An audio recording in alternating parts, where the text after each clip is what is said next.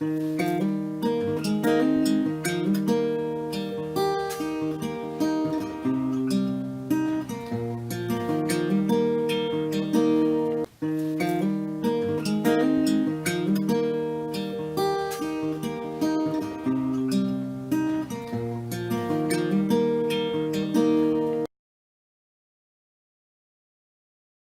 la toile. Ouais. Maintenant, je vais parler de Bonaventure. Là, vous allez reconnaître votre MRC. Nous sommes ici à l'endroit marqué d'une étoile rouge. À chaque fois que vous allez voir l'étoile rouge, c'est là où nous sommes. Donc, ici, on a Bonaventure, 105 km², 2737 habitants, selon le dernier relevé du ministère des Affaires municipales. Maintenant, je vais vous présenter une carte qu'utilise le ministère de l'Énergie et des Ressources naturelles pour les puits d'hydrocarbures et pour les permis d'hydrocarbures. Et là, nous sommes ici, puis là, on a différentes municipalités, Passepébiac, Saint-Godefroy, etc. On se dirige vers Port-Daniel. Donc, ce que vous voyez ici, ce sont des levées sismiques. Tout ce qui est en rouge, je sais que de loin, vous les voyez à peine, là, mais je n'ai pas le contrôle sur le trait de ce que le ministère nous fournit. Donc, il y a des levées sismiques. Et ce qu'il faut noter, c'est que ici, vous avez le puits Junex Passepébiac 1, le C133, il est ici, et il est tout proche d'un levé sismique. Ça, c'est souvent le cas, c'est pratiquement toujours le cas. C'est quand on a un levé sismique, la compagnie gazière ou pétrolière a de l'information et elle forme à proximité du levé sismique parce qu'ils connaissent ce qu'il y a dans le sous-sol. Donc, vous le voyez, il est vraiment à très courte distance du levé sismique. Le puits 533 est foré en 2007 jusqu'à une profondeur de 1800 mètres et il est suspendu, c'est-à-dire qu'il pourrait être soit fracturé, soit réentré, comme on dit, etc. Les puits qui sont un peu plus éloignés, on a les puits de Miguacha.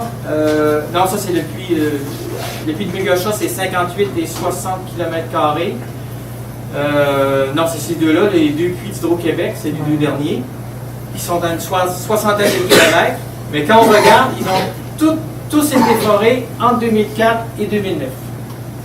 Donc, on voit bien que n'eût été du prix du gaz, peut-être que vous en auriez vu d'autres. Parce que les compagnies étaient prêtes à venir pour forer et aller un peu plus loin. Bon, il n'y en a pas de fracturés, il faut quand même le dire. Au niveau géologique, il y a deux grandes provinces géologiques. Le bassin de Madeleine, qui s'étend évidemment aussi en dessous de la baie des Chaleurs jusqu'aux îles de la Madeleine. La ceinture de Gaspé, qui va jusqu'à Gaspé, etc. Et les permis, bien, tout le territoire de la MRC est sous permis. On voit ici les noms des permis comme 2007 RS 213 ou RS 214. Qu'est-ce que c'est? Ben, vous voyez ici, quand on clique sur la carte interactive du ministère, on a accès à ces données-là. Ça montre qu'il a été obtenu en 2007 par la compagnie Junex et que sa superficie, c'est 172 km². Et ce sont des permis d'un seul tenant, à savoir que s'ils veulent faire de l'exploration, un puits par exemple, ils peuvent le faire n'importe où sur ce territoire-là. Fracturation aussi, ça fait partie de l'exploration, je vous le signale. Donc, l'autre permis à côté, 200 km, l'autre 207 km². Bon. Mais il y a quand même quelques cas litigieux, un peu plus complexes, comme près de la réserve autochtone de Listigouche. On peut voir qu'il y a des... c'est tout découpé, hein, parce que Pointe-à-la-Croix, il y a Restigouche sud-est, c'est un peu complexe au niveau des limites municipales. Puis on a ici la limite entre le Québec et le Nouveau-Brunswick. Et là, dans cette diapo-là, on voit qu'il y a des surfaces qui sont sous permis de la compagnie Petrolia, puis Iridé, et il y a d'autres surfaces qui ne le sont pas, comme ici à la sortie de la rivière Restigouche, ou ici dans une section de la réserve Restigouche, il n'y a pas de permis. Bon, probablement qu'il y a eu des ententes peut-être avec les communautés autochtones, peut-être qu'il n'y en a pas eu aussi. C'est ça qu'il faut regarder parfois. Régime minier maintenant. Régime minier, on a toujours ici Bonaventure. Bien là, vous allez voir qu'il y a des zones exclues du régime minier dans les territoires urbanisés. Ils peuvent pas, une mine ne peut pas être forée ici. C'est pas possible. Parce c'est exclu. Depuis la réforme Ouellette en 2013, il y a des zones d'incompatibilité, comme on dit. Évidemment, il y a des zones de nature écologique, il y a le Karst de Saint-Elzéar, etc., où il ne peut pas avoir de titre minier. Et il y a les zones de villégiature, où, en principe, il n'y a pas non plus de mines qui peuvent être qui peuvent s'installer, à ceci près que quand on est dans un territoire de villégiature, une zone de villégiature, il y a des conditions qui sont octroyées ou données par le ministère à la compagnie minière et qui doivent respecter sous peine de voir leur permis, évidemment, suspendu ou révoqué. C'est juste pour vous signaler que quand on met les deux, on a quand même une partie de la MRC, puis c'est pas toute la MRC, là, c'est la partie sud, qui est exclue, comme je dis, du domaine minier. Ça, je vais passer vite là-dessus. Juste pour vous parler des titres miniers maintenant, on en a un petit peu au nord de Bonaventure, mais on en a surtout du côté de Port-Daniel. Et si ici je fais un zoom, si je peux dire, sur le Barachois à Port-Daniel, on peut voir qu'on a des titres miniers par deux compagnies principalement, Synergie et Mécanis, et que ce qui est en jaune, c'est ce qui est demandé. Donc, présentement, pour cette année, il y a des nouveaux claims miniers dans la région là-bas. Et il y a accès avec la base de données du ministère qu'on appelle non plus CIPEG, mais CIGEOM, de tracer sur votre Google à vous, votre Google Earth, de transférer, si on peut dire, les clés miniers, de les reporter sur différentes cartes. Chose particulière, c'est ici, on est à Caplan, on est dans le 3e rang, près de la route Poirier, je crois qu'on l'appelle, ou chemin Poirier, et on peut voir qu'il y a des zones de villégiature. Mais ce qui est assez étonnant, c'est que l'échelle ici est assez fine, c'est-à-dire qu'on voit les maisons. Donc, les maisons sont protégées, mais le champ entre les maisons ne l'est pas. Donc ça, c'est assez spécial. Je n'ai pas eu le temps de regarder partout à ce niveau de détail-là, mais c'est juste pour vous signaler que peut-être que vous l'êtes protégé, mais peut-être que vous l'êtes à moitié. Enfin. Donc, une grande partie du territoire, c'est pas tout à fait vrai, c'est plutôt une erreur ici, c'est une petite partie du territoire de Bonaventure est soustraite du domaine minier, mais c'est une très petite pour le domaine des hydrocarbures. Beaucoup, beaucoup plus petite. En fait, le seul endroit où les hydrocarbures, les compagnies ne peuvent pas forer, c'est où nous sommes ici. C'est où nous sommes ici parce que le permis, quand on regarde la délimitation, ne comprend pas le quai et une partie de la réserve aquatique, on l'appelle. Fait que, mais hormis ça. Donc, les puits d'eau maintenant, ça, c'est une banque de données du ministère de l'Environnement, du Développement durable et de la lutte au changement climatique. J'ai de la misère à le dire, parce que je ne crois pas qu'ils le font, en tout cas. Ça s'appelle comme ça. Et là, pour la ville de Bonaventure, il y a 174 puits d'eau potable répertoriés. Ça ne veut pas dire qu'il peut en avoir plus. Il peut en avoir, selon l'ordre des géologues, il pourrait en avoir 2 fois plus. Mais ce sont des puits d'eau potable. Est-ce qu'ils sont tous utilisés? Je ne sais pas. Mais il y en a qui l'utilisent. Je suis persuadé qu'il y a des gens qui ne sont pas branchés sur le réseau d'aqueduc de Bonaventure. Donc, la protection de l'eau, on l'a entendu tantôt, c'est 500 mètres entre un puits de gaz et un puits d'eau. Et puis là, on va faire un exercice. Nous sommes ici, à l'endroit de l'étoile. Et là, l'échelle. L'échelle, c'est 1 km. Maintenant, le puits d'eau municipal au chemin Dion, au route Dion, il se situe ici. Il a été foré en 1992. Si on regarde maintenant les rayons de protection de 500 mètres, je ne sais pas si vous le voyez bien en arrière, c'est ces cercles-là ici, là, un peu rougeâtres. Je les ai mis pour vous dire qu'en principe, avec le règlement du Mini-Surtel, il y a une certaine protection. Mais il y a des zones qui ne sont pas protégées. Parce qu'une plateforme gazière, ici c'est la plateforme de Fortiville, près de la Cannebergière, collée à la Cannebergière, c'est 100 mètres par 100 mètres. Ici un autre exemple, à Saint-Jean-Vier-de-Joly, 100 mètres par 100 mètres. Donc, j'ai reporté à l'échelle ces plateformes de forage, c'est des plateformes multi-puits à 8 puits. Ils sont ici, c'est des petits points jaunes, là, des petits carrés jaunes. Pad. Pad, c'est ce qu'ils disent en anglais, là. Gazière, ils parlent de pad, ils ne parlent pas de plateforme, c'est des pads. J'en ai placé 4.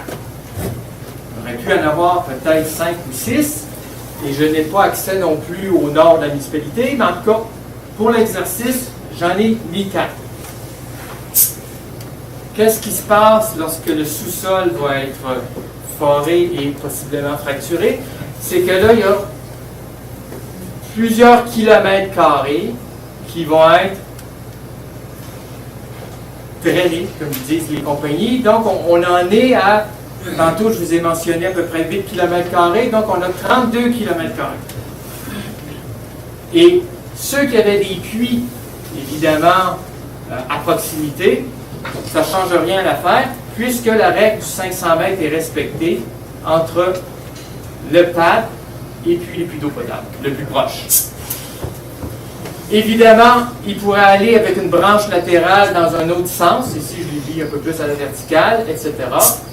Ben, tout ça pour vous signaler que le règlement, comme le montre la caricature, c'est que ne tient pas compte des extensions horizontales. Et moi, les premières fois que j'avais été rencontrer les gens du ministère, je leur dis, mais comment vous calculez les distances séparatrices? Moi, naïvement, je croyais que c'était à la fin de la section horizontale. J'étais trop naïf. Non, ils disent non, c'est à partir du puits vertical. Je comprenais pas. Ils disent, est-ce que vous tenez compte de la distance tridimensionnelle? Or, on tient compte d'une distance de protection de 400 mètres à la verticale. C'est là que finalement, on a dit, écoute, ils sont pas, c'est pas suffisamment sévère. Maintenant, on va supposer qu'on a 1000 mètres de rayon de protection. Au lieu d'avoir une distance de 500 mètres, on va la porter à 1000 mètres.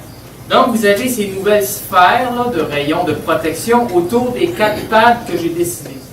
Et là, vous voyez comme celui-ci, qu'il y a un puits, là, le puits est ici, il est toujours en bas là, de l'icône bleue, là, il est tout à fait en bas. Donc ici, il y en a un qui touche à peine le cercle. Donc, ne respecte pas le règlement de protection de l'eau potable du ministre Heurtel. Donc, on les élimine, il en reste 2. Où on peut, encore là, drainer. Donc, on est passé de 32 km² à 16 km². Donc, comme j'ai la réponse de l'exercice, la possibilité de plateforme multi-puits passerait de 4 à 2 à cause d'un règlement qui serait plus sévère, plus contraignant pour l'industrie. Si on la portait à 2 mètres, eh bien, dans ce cas-ci, évidemment, à l'échelle, c'est 2 km de rayon, donc 4 km de diamètre. C'est sûr que là, ça englobe plusieurs puits d'eau potable. Et si ces puits d'eau potable-là seraient reconnus comme étant destinés à la consommation humaine, eh bien là, la compagnie gazière, elle serait obligée d'aller plus dans l'arrière-pays, ne pourrait pas venir à Bonaventure.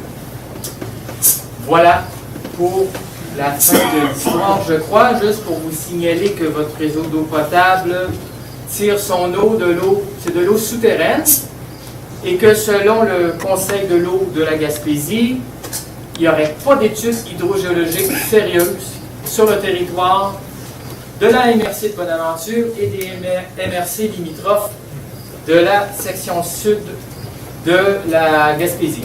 Donc, cette lacune majeure fait en sorte qu'on ne peut tracer un portrait juste de la localisation, du sens d'écoulement, de la quantité et de la qualité des eaux souterraines du territoire gaspésien. Autrement dit, s'il y a une nappe phréatique qui est affectée, on ne connaît pas son taux de recharge, on ne connaît pas les communications, que ce soit avec les rivières ou d'autres nappes, etc. Donc, on a une grosse lacune ici dans la région. Donc, j'aurais tendance à vous dire, principes de précaution, qui sont reconnus comme étant une règle du développement durable, eh bien, si on n'est pas sûr de où on part, il vaut peut-être mieux ne pas forer. Et je m'excuse de rajouter qu'il n'y a pas si longtemps, on a été obligé d'acheter quantité de bouteilles d'eau à l'épicerie parce qu'on n'était pas sûr de la qualité de l'eau à Bonaventure à cause de la faible fiabilité du puits qu'on a ici. Évidemment, parfois, il faut déjà voir un peu plus longtemps à l'avance, principe de précaution, et avoir d'autres puits disponibles si d'aventure arrivait un cas de contamination. Donc, en résumé, si on regarde, c'est ici, on a une plateforme avec des camions-pompes qui acheminent le sable et les produits chimiques et l'eau dans un puits. Ça s'est passé à Gentilly en 2009, je crois. Ici, c'était du côté de Saint-David-sur-Richelieu, hiver comme été, les compagnies phares ou forêts au Québec. Ici, on est à Saint-Édouard-de-Lotbinière. Vous voyez les grands bassins de décantation pour montrer la quantité d'eau nécessaire pour procéder à une opération de fracturation. Et c'est des puits qui sont relativement petits, à peine 1 kilomètre, alors que tantôt, je vous ai parlé de 2,5 km, qui est le nouveau standard pour la dimension des extensions horizontales. Et, comme on l'a vu en étant sur le terrain, il y a beaucoup de puits qui fuient. Ici, on voit que le sac se remplit assez rondement de méthane. Et puis, je termine avec quelques caricatures. Ici, on voit Mme Normando, le ministre Arcan à l'époque qui était à l'environnement et qui disait que le gaz de schiste n'était pas commode, surtout quand il y a des fuites. Et en 2012, quand même un phénomène, un événement mémorable. Nous y étions, nous, du côté du gaz de schiste, les opposants, on était plutôt là. Et puis, il y avait au moins 200 000 personnes. Il y aurait pu en avoir 300 000 à 400 000 s'il y avait fait le moindrement beau. Mais c'est juste pour vous signaler que quand on est tous ensemble, on est vraiment capable de faire des grandes choses au Québec. Et ça, c'est le projet de loi 106. Il ne prend pas de chance. Il nous bâillonne pour que, justement, que la résistance citoyenne s'exerce difficilement. Puis quand on tient compte également que l'opposition, qui n'était pas la plus forte, eh bien, ils sont obligés de les bâillonner. C'est quand même indicatif. Donc, est-ce que vous vous rappelez ce dont je parlais au tout début? Oui, je parlais des changements climatiques. Bon, OK. Et c'est ce qui fait dire à Albert Einstein qu'il y a peut-être des choses qu'il vaudrait mieux ne pas faire. Et là, lui, il disait ça, il faut dire le contexte quand même, c'est au mois d'août 1945. La bombe atomique venait d'exploser. Il se sentait peut-être un petit peu responsable, même si ce n'était pas vraiment le cas. Mais il raisonnait quand même à voix haute. Il dit, ouais, peut-être qu'on n'aurait pas dû la faire celle-là, cette bombe-là. Mais c'est un peu la même chose avec le gaz naturel, avec le pétrole et le charbon. Tous les scientifiques le disent depuis les années 60. On ne peut pas extraire ces combustibles fossiles-là parce qu'on risque de dérégler le climat. Fait que je termine là-dessus. Merci.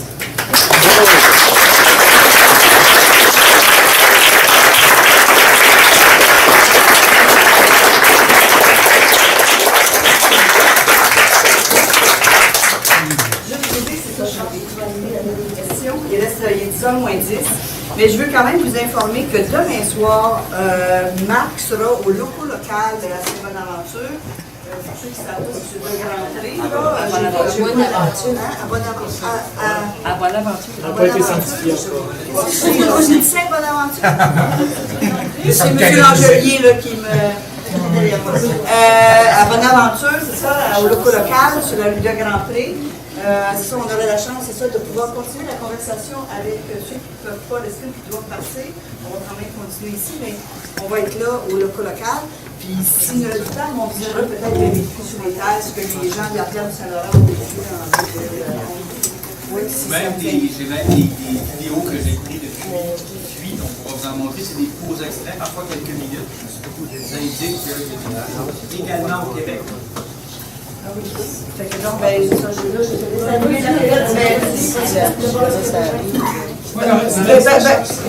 oui, on y va pour la période de questions. Ceux qui veulent sortir, mais là, peut-être qu'on va dire aussi, ceux qui veulent sortir, peut-être le faire immédiatement pour empêcher. pas empêcher qu'on entende très bien vos questions. Pas oublier les dons pour les Oui, puis il y a des dons aussi pour les cigouches, si vous voulez les mettre dans la cruche.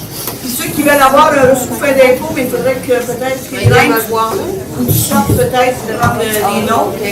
Sinon, vous allez directement sur le site de Solidarité Estigouche. Tout est bien organisé sur le site. solidaritéestigouche.ca. En tant que hôte de l'événement, j'aimerais juste rappeler une petite chose. Ça fait pas longtemps que je suis à Bonaventure, en fait, comme citoyen impliqué. Il y a une chose que je remarque. Au conseil municipal, il y a entre 8 à 10 personnes qui se présentent lors des sessions du conseil municipal. Toutes ces questions-là, un jour ou l'autre, vont être débattues au conseil municipal. Alors, je crois que c'est un lieu où on pourrait se retrouver beaucoup plus nombreux pour faire valoir nos droits, nos points de vue et donner notre avis sur l'avenir de notre municipalité et de notre MRC. Alors, pour la suite des choses, je crois que ça peut se trouver aussi à notre mairie. On vote pour toi, on vote pour toi. Des élections à l'automne. Des élections. Ouais. En tout cas, c'est ce que je voulais vous dire avant que l'un des gens s'en aille.